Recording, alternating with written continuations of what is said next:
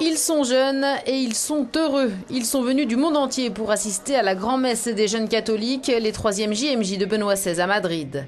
Mais leur élan et leur insouciance risquent de se heurter à la réticence d'une partie de la population espagnole peu enthousiasmée par l'événement.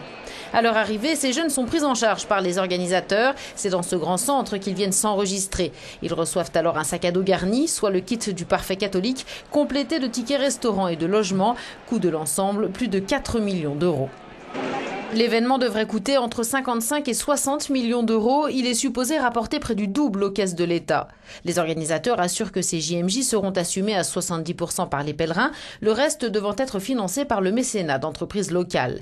S'inscrire au JMJ coûte entre 30 et 210 euros. On compte 450 000 inscrits, en tablant sur un coût d'inscription moyen de 100 euros. Ces inscriptions devraient donc rapporter 45 millions d'euros. Elles donnent droit à 80% de réduction sur les transports publics. Enfin, pour les entreprises qui sponsorisent, c'est 90% de déduction fiscale. De quoi irriter les Espagnols en pleine cure d'austérité. Les usagers madrilènes surtout, qui ont vu leur ticket de métro augmenter de 50%.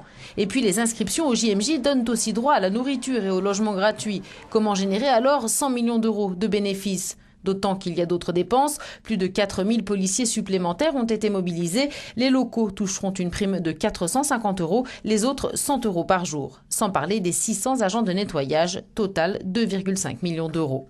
Les opposants à la visite papale ne sont pas dupes sur les coûts, mais soulèvent aussi un autre aspect de la polémique. Nous ne voulons pas que nos impôts payent tout ça. Nous n'acceptons pas que, dans un pays laïque, il puisse y avoir une aide exorbitante de l'État pour un représentant religieux, de quelque religion qu'il soit.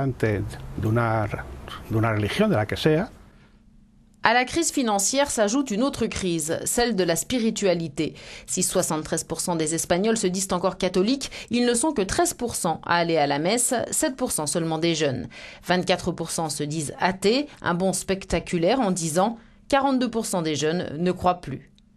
Au-delà de l'économie pure et des clivages entre croyants et non-croyants, se pose donc aussi le problème de la société laïque en Espagne, celle qui réclame une claire et nette séparation de l'Église et de l'État.